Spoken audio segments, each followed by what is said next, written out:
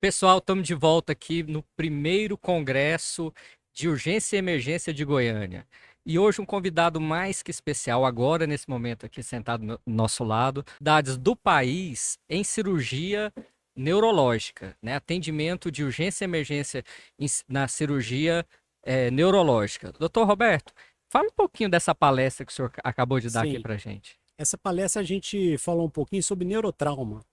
Neurotraumas são os traumas no sistema nervoso central, que a gente pode chamar de traumatismo crânioencefálico também.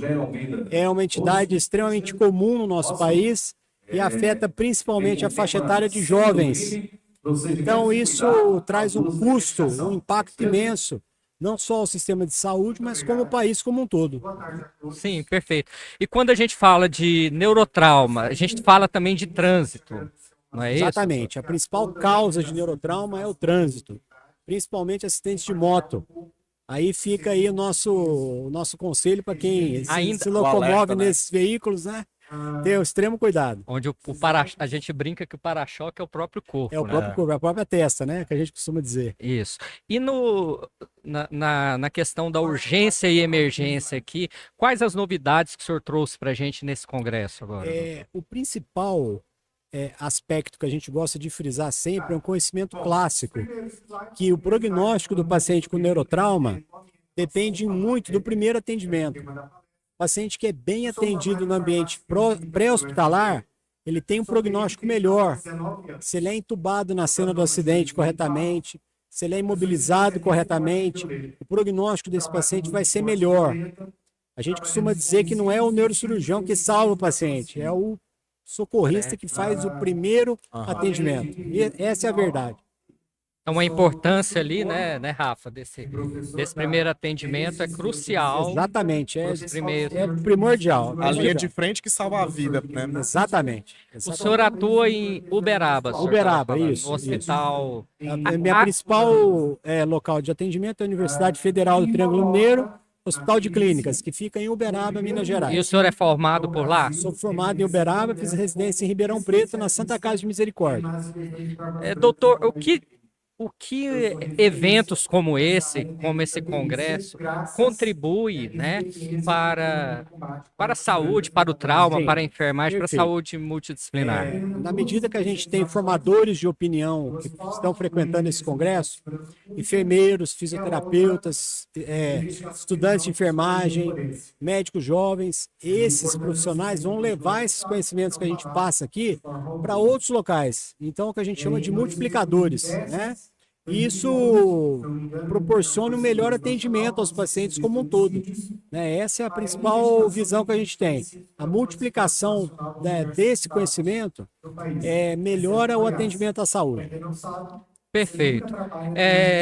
Doutor, chegando ali para a cena de um acidente, vamos falar de acidente, né? Perfeito. Depois eu quero até abordar outra questão do trauma, mas na questão do acidente, qual que é a postura que um leigo teria que ter em relação ao acidentado? É não mexer? Perfeito. Na Antes questão do da socorro neurologia. em si chegar. O importante é não fazer o que não sabe, né? A gente já viu muita coisa assim, mais antigamente tinha de colocar dentro do carro, levar para o hospital. O mais rápido Né? possível. Isso não é o correto. O correto é proteger a cena do acidente, evitar que outras pessoas socorram aquele paciente sem saber, né? Lógico, se tiver um socorrista presente, experiente, ele pode ir dando o primeiro atendimento, logicamente, né?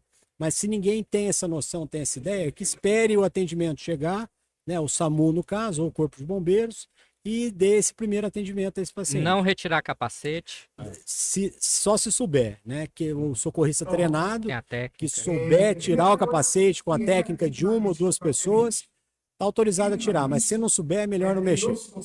Porque você pode piorar até o trauma. Piora o trauma, com certeza. A gente viu um aspecto aqui que é o do trânsito dos pacientes mais jovens, né? Mas eu sei que hoje cresce muito os pacientes idosos que caem da própria altura e que têm traumas, né? O que o senhor poderia falar a respeito desse tipo de acidente também? Exatamente. O idoso é um grande problema, né? Porque ele cai bastante. No país de primeiro mundo, isso é um problema muito grave, né? Os nossos neurotraumas aqui no Brasil são jovens que caem de moto, o grosso.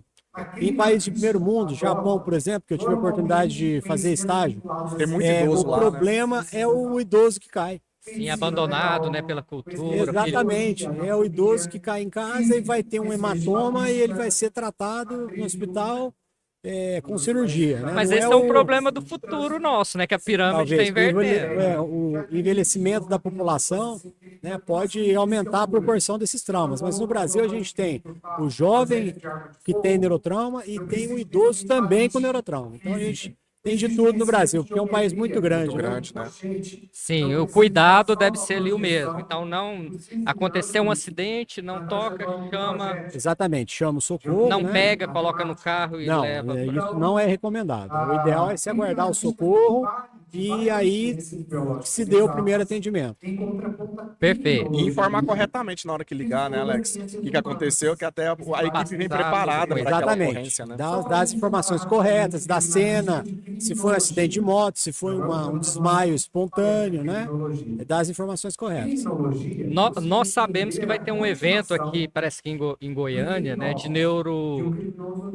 se não me engano, De vai ter neurologia, de neurologia, né? Não sei se de neurocirurgia, mas de neurologia. Sim. Em que lugar? Goiânia, Goiás, Centro-Oeste aqui, que eu ainda pego Uberlândia e Uberaba, que tá aqui, Triângulo Mineiro é muito próximo aqui. A nossa cena, em que lugar que o senhor acha que está hoje colocada em relação aos outros centros do país? Eu acredito que o Goiânia está em um dos primeiros lugares, né? Que é um país que tem muitas instituições de ensino, muitas instituições de saúde, instituições tradicionais até. Então, a área de saúde no estado de Goiás como um todo é muito desenvolvida. Eu colocaria como uma das primeiras do país. E a estética eu sei que está crescendo. E a neurologia? Neurologia e neurocirurgia também, Também? principalmente a neurocirurgia que eu conheço. Tenho grandes amigos neurocirurgiões aqui em Goiânia, que estão entre os melhores não só do país, mas da América Latina. Nossa, Isso. que bacana, que orgulho. A gente nós temos aqui estudantes médicos, ligas acadêmicas nos acompanhando. E o que esses alunos, doutor, precisa fazer para traçar um caminho para chegar próximo ali do que o senhor chegou? Então, quem quer seguir o caminho da neurocirurgia, eu costumo dizer que, em primeiro lugar, tem que conhecer a especialidade. Não deixar de estudar a medicina geral para estudar só neurocirurgia. Mas pelo menos conhecer a residência, conhecer como que vai ser a residência, que é um treinamento de 5 anos, né? Sem os 6 de faculdade, mais 5 de residência. Então, saber o que ele vai estar fazendo, né? O que ele vai estar muito plantão, como que a vida dele vai ser depois de formado, né? Como que está o mercado também, né? Então, é conhecer a especialidade nesse sentido, o que ele vai enfrentar na residência. Perfeito. Rafa, tem alguma coisa que você quer? Várias, né? Mas como nosso tempo tá curto, Nosso tempo é curto, Eu mas como- eu ainda vou Eu perguntar não mais tenho algumas pressa coisas. nenhuma, hein? Estamos aí para. ó, Na- eu tá- como falar- biomédico, o biomédico, a gente tem acesso dentro do laboratório, né? Depois que o paciente foi atendido, então a gente não tem muito. O biomédico que está na análise clínica dentro do laboratório, ele não tem contato direto com o paciente, mas tem uma importância do biomédico junto com os laudos para o neurocirurgião. pra Claro, esses- com certeza. O esses biomédico, ele é um profissional que dá laudos de exames laboratoriais. E de né? imagem De também. imagem também. Então, esse profissional é de fundamental importância para a neurocirurgia. Houve um boom nos últimos anos de exames de imagem, uma melhora Sim. com a tecnologia, é uma área que também Sim. eu queria aproveitar a presença do senhor. A questão dos laudos, houve realmente uma melhora do tipo de laudo de imagem nesses Sim, últimos porque anos? a qualidade das imagens tem aumentado. A qualidade dos aparelhos, dos exames. A gente utiliza no trauma a tomografia, os aparelhos de tomografia hoje são multi-slice, A gente fala, né? A gente consegue fazer uma reconstrução 3D do cérebro. Então, como consequência, o laudo acaba melhorando também. Isso né? implica no final, na No final, no sobrevida, na melhor qualidade de vida. atendimento, um diagnóstico mais preciso, uma indicação cirúrgica mais precisa. Então, melhora toda a qualidade do processo, né? Desde o acidente até o tratamento. O senhor, antes da gente começar a gravar, a gente estava falando de Minas, né? De Uberaba, Uberlândia. Lá em Uberlândia tem sala híbrida, né? Que é uma sala completamente equipada com imagem 360 para poder 360, fazer. já se tem em vários locais do mundo essa sala híbrida, né? Onde se pode fazer cirurgias, fazer exames complementares, por exemplo, arteriografia cerebral é um exame que pode ser feito no intraoperatório de neurocirurgia. Hoje no Brasil já tem alguns locais com sala de ressonância intraoperatória, que é isso, o paciente opera um tumor cerebral, aí o neurocirurgião está em dúvida se tirou tudo ou não. Leva o aparelho para ressonância, que fica dentro da sala, faz o exame e volta com ele para a mesa. Né? Então a tecnologia já está nesse... São os exames point of care, né? Hoje em Exatamente. dia não tem como a Exatamente. gente fugir dessa característica da saúde, Exatamente. está revolucionando. E uma situação que eu vi até nesses portais UOL, Globo da Vida aí, que foi não lembro se foi uma mulher ou um homem que teve sinusite e pela sinusite ele teve que cortar uma parte do cérebro Perfeito. e com perfeito. funcionamento. Eu fiquei muito preocupado que eu tenho uma média de 5 a 6 crises de sinusite Perfeito. a cada 6 meses, né? Olha, isso é uma coisa que não é divulgado, mas é extremamente comum. A sinusite complicar como um abscesso cerebral, que é pus no cérebro, né? Essa sinusite maltratada, sinusite crônica, isso é muito comum, infelizmente, em crianças, né? Que sinusite, não só sinusite, mas otite também, né? Otite Com ouvido também. infeccionado. Essa inflamação pode propagar para o cérebro e formar o que a gente chama de abscesso, pus no cérebro. Então, toda sinusite, toda otite tem que ser muito bem tratada, de preferência por um profissional habilitado, como o otorrino, e para não ter esse quadro de repetição e, num momento, complicar como um abscesso cerebral. Cerebral que pode causar quadros extremos como esse. Exatamente, Né? abscesso cerebral, que é pus no cérebro, é extremamente grave. É um quadro de emergência, tem que ser operado de emergência. Você tinha visto isso aí, Rafa? Eu não tinha visto essa notícia. Eu fiquei impressionado. Assim, eu tô acostumado, eu trabalhei muito tempo no Hospital do Câncer aqui do estado, a gente vê algumas pessoas, mas por sinusite eu fiquei assim, né, impressionado. Isso realmente não é divulgado, porque assim, Não é muito divulgado. sinusite é comum acometer grande parte da Exatamente. população, mas Fosse a esse algo ponto, comum, né? Exatamente. E isso mostra o tanto que o nosso cérebro é fantástico, né? Fantástico, A exatamente. plastia do cérebro, ela é uma coisa fantástica. Até quando tem alguma proporção de perda encefálica, a gente vindo ali para acidentes, pessoas às vezes podem se desesperar de ver um ente querido perder massa encefálica. Essa pergunta é O interessantíssima. sucesso pós-tratamento. Tá. Essa pergunta, tem que fazer uma pergunta antes. Até que idade? Quanto mais jovem o paciente, maior a quantidade de tecido cerebral. Teoricamente, ele pode perder para outras regiões cerebrais assumir função, né?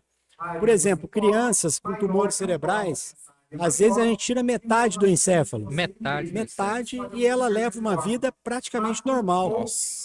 Né? Então, a plasticidade é um fenômeno que não é tão conhecido ainda, mas que a gente sabe que em crianças, pacientes jovens, ela funciona muito. Já no adulto, isso infelizmente não é verdade. Um paciente que perde uma parte do cérebro, essa parte dificilmente vai ser assumida por outra região. É porque começa a diminuir a formação de novos caminhos sinápticos. Exatamente. As sinapses na criança estão em mais formações, né? Elas são mais aceleradas. No adulto, não. Então, a criança facilita essa neuroplasticidade. Perfeito. Doutor, a gente falou da plastia do cérebro, tudo.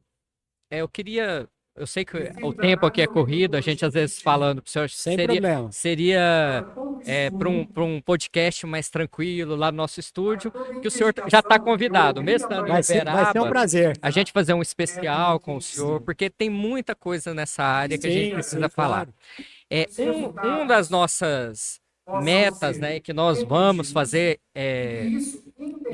um especial com um amigo em comum, que é o doutor. Agora eu vou esquecer o nome do doutor. Complica. Lembrei. Com o doutor Miguel Nicoleles, que é um dos craques, né, na interface cérebro-máquina. Neurociência. Na base. neurociência. Sim, sim. O senhor acredita que esse também é um futuro da Com da certeza, neurologia? com certeza, porque as áreas cerebrais que são perdidas, se biologicamente a gente não consegue recompor essas áreas, por que não com máquinas? Por que não com chips, instrumentos eletrônicos, né? Hoje, só para dar um exemplo disso, existe uma área da neurocirurgia que se chama neurocirurgia funcional. Ela trata, por exemplo, pacientes com Parkinson. Como se trata? Colocando o eletrodo profundamente em algumas regiões cerebrais, ligado a um gerador, ligado a um marca-passo. Um marca-passo, né? Então, isso é uma reposição de uma função biológica a partir da tecnologia. Sim. Que bacana. Então, essa pesquisa básica em neurociência é extremamente importante. Isso. Extremamente importante. Porque a gente já pensa no lado ali da diversão, né? Da interação do cérebro-máquina. Mas Exatamente. tem a parte no tratamento das doenças neurodegenerativas, né? Que Sim, vão com ter uma certeza. implicância. Você vê até notícias de voltar a enxergar, porque a gente enxerga com o cérebro, se o olho estiver saudável e você conseguir fazer essa Exatamente, recuperação, né? exatamente. A própria Neuralink, né? Sim. Exatamente. Do Elon Musk. Elon Musk, né? Vai nessa área. Isso é muito distante ou tá próximo? Eu acho que da forma como ele está concebendo é um pouquinho distante ainda. É, porque né? quando eu falei, eu vi Porque que o senhor ele falou, quer transcender Elon, muito, né? De uma Exatamente, vez. mas eu diria que é uma coisa do futuro, é uma coisa que vai acontecer sim, com certeza, mas a gente tem que caminhar um pouquinho ainda. perfeito. Doutor, eu quero agradecer muito a sua De presença, forma né? alguma, o prazer é meu, viu? E eu queria que o senhor deixasse todas as suas informações, os seus contatos aqui para os nossos Sim. seguidores, onde eles acham, onde o Maravilha. senhor atende, né? Maravilha, eu sou de Uberaba, né? Eu trabalho em Uberaba e atendo presencial, atendo online também. E o principal meio que o pessoal tem me contatado é pelo Instagram, @doutor.robertodezena, Ó, vai estar @dr. passando aí, pessoal. Roberto Dezena, tá? Pode me contatar por lá, mandar um direct que a gente responde rapidamente. Entendi. Perfeitamente. Rafa, Pessoal, mais alguma ó, coisa para falar? Eu quero falar que ainda tem mais alguns palestrantes. Fiquem de olho aí que a gente vai estar lançando os conteúdos no YouTube. Ah, tem uma coisa, vocês estão esquecendo uma coisa muito importante, que são o quê? Os nossos patrocinadores, nossos apoiadores, né, Rafa? Exatamente. Em primeiro lugar, a Cruzeiro do Sul, Faculdade de Cruzeiro do Sul, que está nos apoiando nessa jornada aqui inicial do Saúde em Evidência. Queremos também falar da Acelabor, né, do nosso amigo Ailton, né, que a Acelabor é número 1 em produtos para laboratórios aqui no Centro-Oeste. O que mais, Rafa? Camiseta GE, que é nosso camiseta parceiro também. GE, E Sinapse Digital. A gente vai estar lançando linhas de camisetas logo, temáticas da área da saúde. Vamos Cada lançar área vai ter uma a da sua. neurologia também, doutor. Com Perfeito. certeza. Maravilha. Pessoal, olha, doutor, quero convidar o senhor também para estar junto do Saúde em Evidência, para participar do Saúde em Evidência. Será um Mas não prazer. é para mim que o senhor vai falar, não, é ali para a câmera. Tá? Maravilha. Comprometendo lá com os nossos seguidores. Pode contar comigo. Ah, então, perfeito. Ó, consegui. Dr. Roberto Dezena está no Saúde em Evidência. Muito obrigado pela participação. Muito obrigado. Rafa, Muito obrigado, doutor. É uma honra poder Doutor, conversar com o senhor. muito obrigado. Pra... Não sei se era isso que era para. Nossa, Com mais, certeza. mais Maravilha. nesse ambiente aqui que a gente fica preocupado. Lá, eu perco a concentração.